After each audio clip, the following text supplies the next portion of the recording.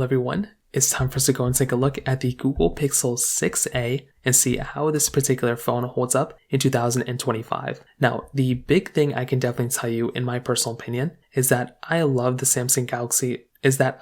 Google Pixel 6a. I love Samsung Galaxies as well, but the Pixel 6a is a really interesting device. This is one of those types of phones that came out, a while ago, just a couple of years ago. And when it first came out, I generally did think it was like a pretty good device for the most part. And it still is a good phone, but I feel like with the successors of the Pixels, and even with some of the major flagship Pixels going down in value, it might make more sense to buy one of those phones rather than this one. But we'll take a look at it throughout this whole entire video. First things first, if you do want to pick up the Pixel 6a or other phones I probably recommend buying, links will be down in the description below. You can get them from there and you can help support the channel at the exact same time. Now, starting off with the outside of the Google Pixel 6a, this phone came out in 2022, about middle part of that year, and you were basically getting a 6.1-inch OLED display on the front side of that particular phone. So having an OLED display on this phone was really nice. Majority of Pixels before this also had OLED displays. You were getting a hole punch display too, so a little bit of bezel on the top and the bottom,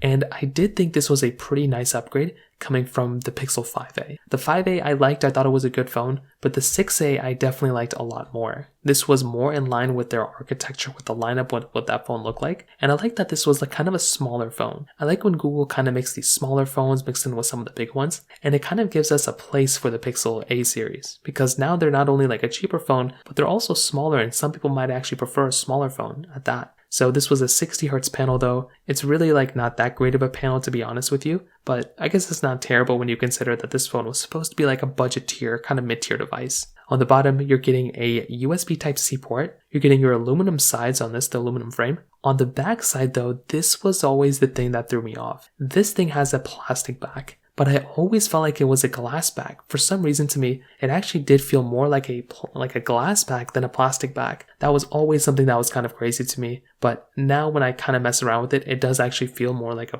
plastic back now that I know it. But at the time, I kind of thought it was a glass back. It was really weird. Now you are also still maintaining the dual camera setup, which is nice. And when you look at the outside, you're still getting things like, IP certification. It still feels like a pretty good phone, still feels like a fairly expensive phone, which is something I like. However, there are some things with this phone that you have to remember that you are kind of missing out on when compared to some of the competition. So number one, when you take a look at major flagships that have came out in the last year or two, this phone does miss out on a few things. Number one, this phone is missing out on like a 120 Hz display. Unfortunately, this phone is not really going to be giving you that, which is actually kind of unfortunate when it kind of comes down to it. On top of that, you're still also you're still also missing out on things like, wireless charging on this phone. There's none of that. There's no reverse wireless charging, which is really unfortunate. So things like that, you do kind of miss out on this type of device, which is unfortunate because there's a lot of other devices that have came out since then that do give you that type of capability. So in terms of that, kind of keep that in mind when it kind of comes down to it. Now, on top of that, when you kind of think about this device too, you have to compare it with its price tag. This thing is going to be giving you a $118 price tag inside of it. That really isn't that expensive of a price to pay, right? That's fairly cheap when it kind of comes down to it. So if you're kind of thinking about this phone from that standpoint,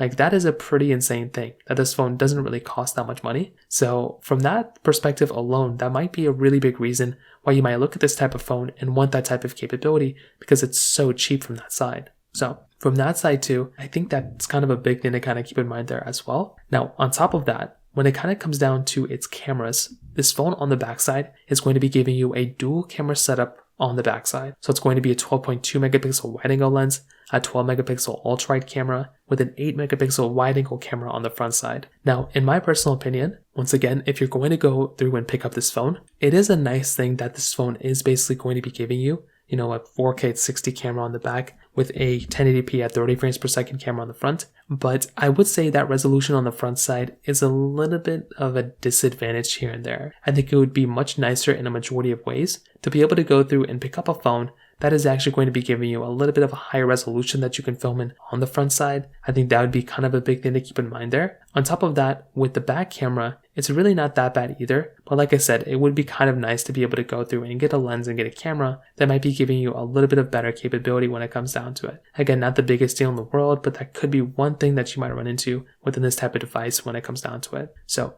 from that side too, I'd probably tell you, again, not the biggest deal in the world, but that is going to be one of those things that you might have to think about when you're going through and using this type of device. Now, when it comes down to software longevity, this phone as of this point is still in an interesting spot. So this phone is still on Android 12, and it's not Android 12, it started with Android 12. It is going to be getting 5 major versions of Android, so it's probably going to be getting another version of Android and then that's it. At least that's what my notes say. So we have no idea how long this phone's actually going to last, but with a lot of Google Pixels, they last for quite a bit of time, which is always nice to have. But if you are wanting a longer lasting phone, even with this thing, like I said, this thing's not going to be lasting for forever, and there are probably going to be better devices out there that I would probably recommend buying for the most part as well. So that's why I always kind of say some other phones might be better options, because there wouldn't really be a big point of going through and buying this device right now if you wanted to buy a phone that was going to last you for like 4 or 5 more years. Right? If you're wanting a phone like that, it might make more sense to go and look at elsewhere. So we'll talk about that in a second, but that's always one very, very big thing to keep in mind. When it comes down to the battery,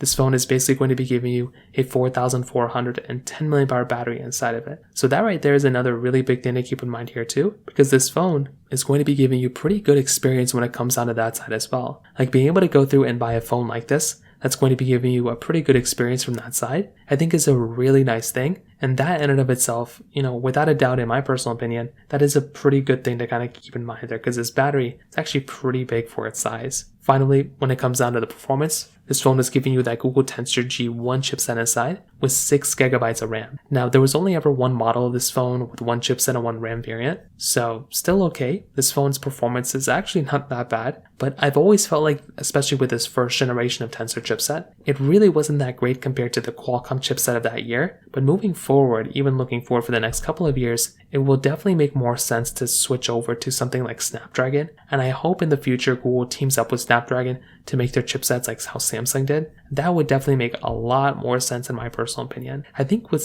these Tensor chipsets, they're good enough for the most part, but they're not really breaking any records. And I feel like Google's not really optimizing them. Even with my Pixel 9 Pro XL, I still feel like that. So imagine what this original Google Tensor chipset kind of feels like in that specific situation as well. So again, that's just kind of how I see it. It's not the biggest deal in the world, but that is going to be another example that you might end up seeing there too. So overall, I think the Google Pixel 6a surprisingly holds up like decently well in this day and age. However, there are some pretty big things to keep in mind here. Number one, I do think there are probably better devices to go and pick up. I think a Google Pixel 8, which is more expensive than this thing, but a Google Pixel 8, I think for a price tag standpoint, is very solid. I like that phone a lot, and that would make a lot more sense to go and buy rather than this thing. I also think a phone like a Samsung Galaxy S23, if you want to buy those ones would be better options. I don't really think this would be a phone I'd recommend people to buy anymore. I think there are better options when it comes down to it from that side as well. So those are the other ones I'd recommend buying, but I'd love to hear your thoughts about this. Let me know in the comment section below. Hit the like button, that would mean so much, but definitely hit that subscribe button. More importantly than everything else, I love every single one of you guys. Hopefully I'll catch you guys in the next video. Peace out till then.